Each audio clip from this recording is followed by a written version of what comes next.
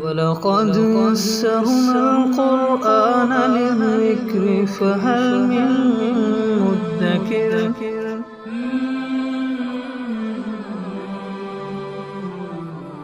سورۃ النساء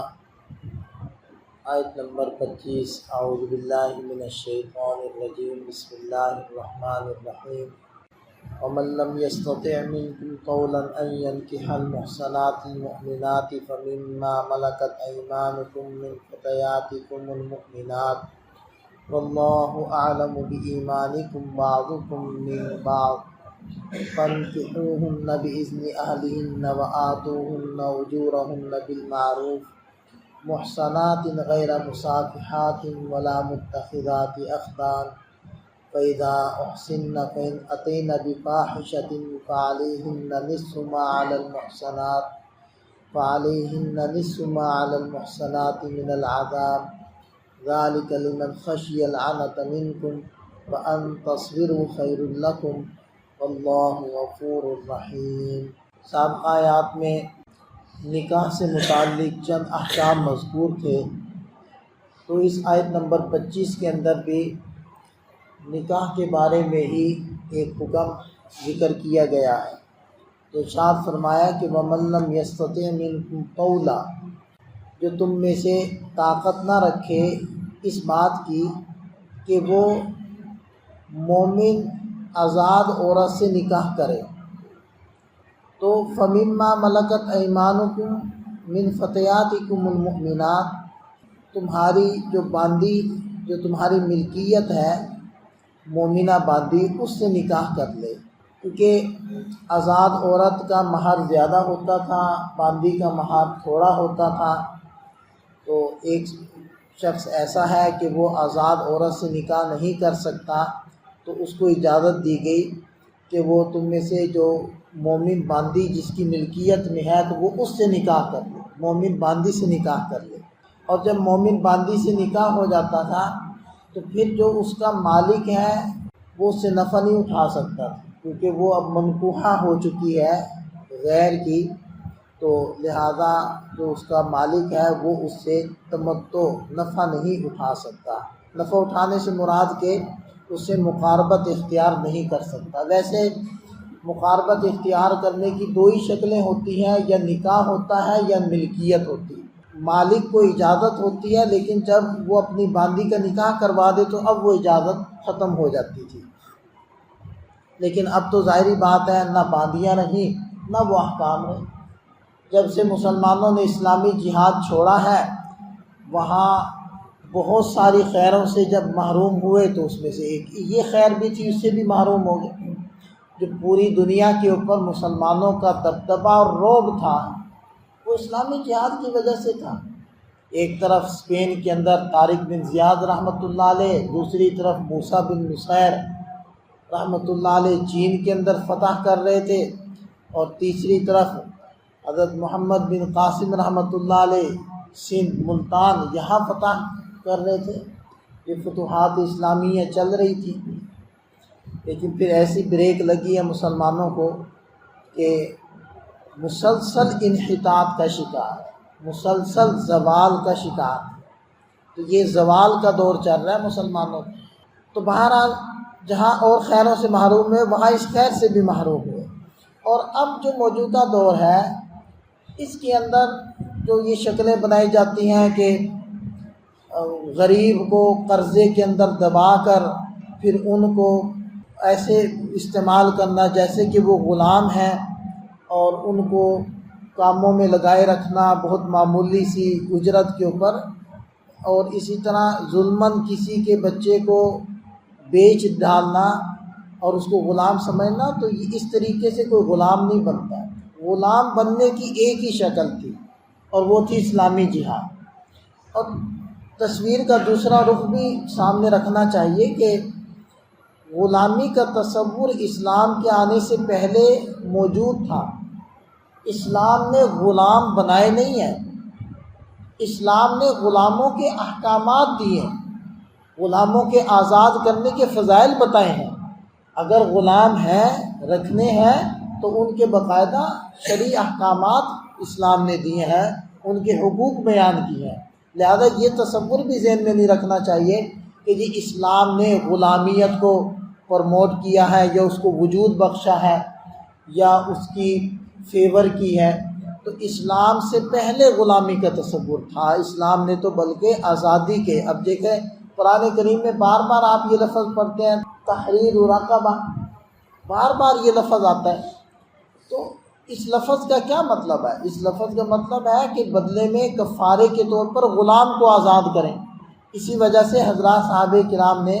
جن میں حضرت ابوبکر صدیق رضی اللہ عنہ بھی ہے، حضرت عائشہ صدیقہ رضی اللہ عنہ بھی ہیں، اور بہت سارے صحابہ کرام ہیں جنہوں نے سینکڑوں کی تعداد کے اندر غلاموں کو خرید کر آزاد کی۔ تو بہرحال یہاں اس آیت مبارکہ میں اجازت یہ مل رہی ہے کہ اگر کوئی آزاد عورت سے نکاح نہ کر سکتا ہو، اور آزاد عورت کا مہر زیادہ ہوتا تھا، تو وہ باندی سے نکاح واللہ اعلم بایمانکم بعضکم من بعض۔ اس آیت مبارکہ کا اس حصے کا مقصد یہ ہے کہ اللہ تمہارے ایمان کو خوب جانتے ہیں، تم بعض سے ہو، یعنی جب وہ باندی، وہ کنیز ایمان والی ہے تو تمہیں کسی بھی قسم کی جھجک نہیں ہونی چاہیے اس سے نکاح کرنے کی، اس لیے کہ وہ غلام ہے یا کنیز ہے، حقیقت میں تو تم سب ایک ہی ماں باپ کی اولاد ہو، حقیقت میں کیا فرق ہے؟ اور اللہ تعالیٰ کے نزدیک جو فرق ہوتا ہے وہ ایمان اور غیر ایمان کی وجہ سے ہوتا ہے، تقوی اور غیر تقوی کی وجہ سے ہوتا ہے، اور وہ باندی بھی مومنہ ہے، تم بھی مومن ہو، لہٰذا تم ایک جیسے ہو اللہ تعالیٰ کی نظر میں۔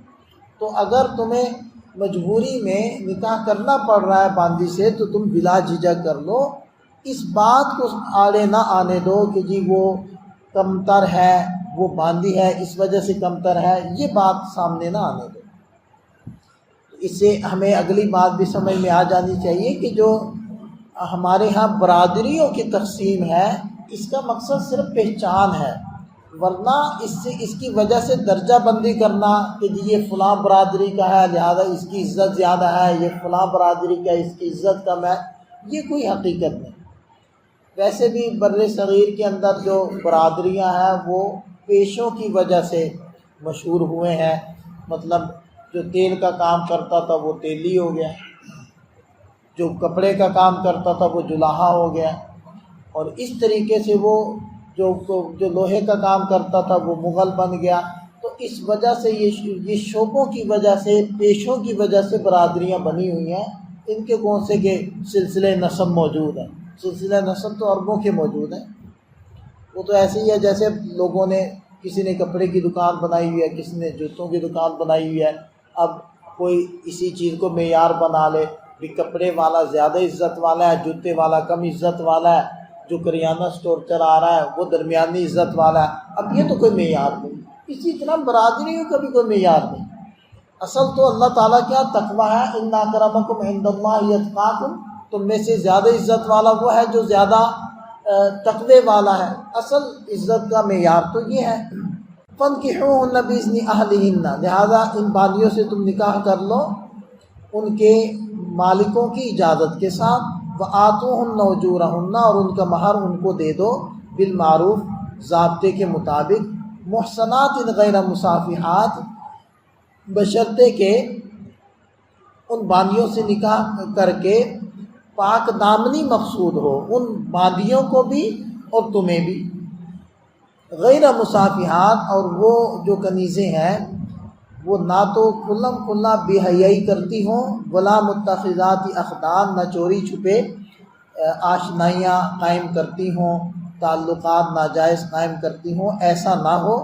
نہ تمہارے اندر ہو نہ ان کے اندر ہو۔ فَإِذَا أُحْصِنَّ فَإِنْ أَتَيْنَ بِفَاحِشَةٍ، پھر جب وہ نکاح کے ذریعے قید کے اندر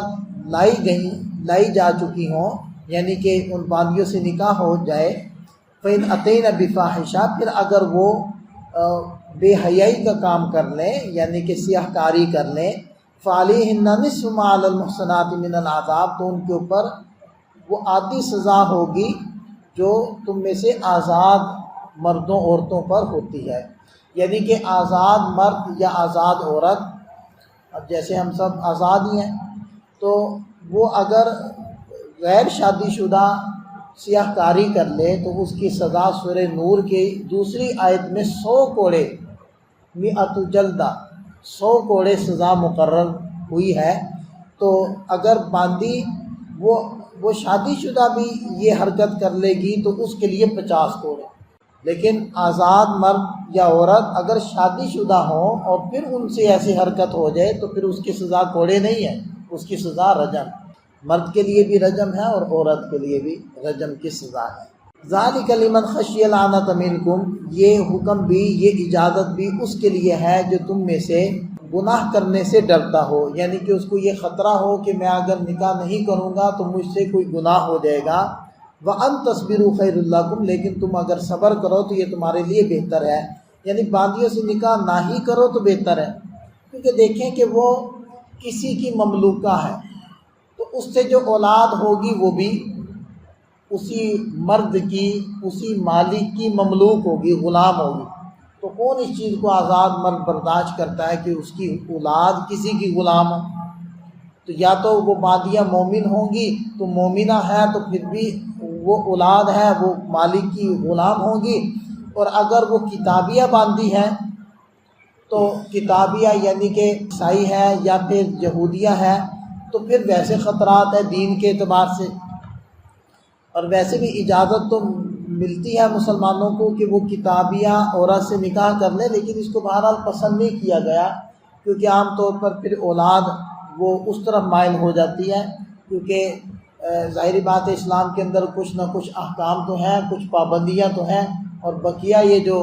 دین ہے ان کے اندر تو پابندیاں نہیں ہیں، یعنی کہ جو آج کل ان کی موجودہ شکل ہے اس کے اندر تو پابندیاں نہیں ہیں، تو وہ پھر عام طور پر انسان کی طبیعت ایسی ہے کہ وہ ایسی چیز کی طرف جاتا ہے جہاں پابندیاں نہ ہوں،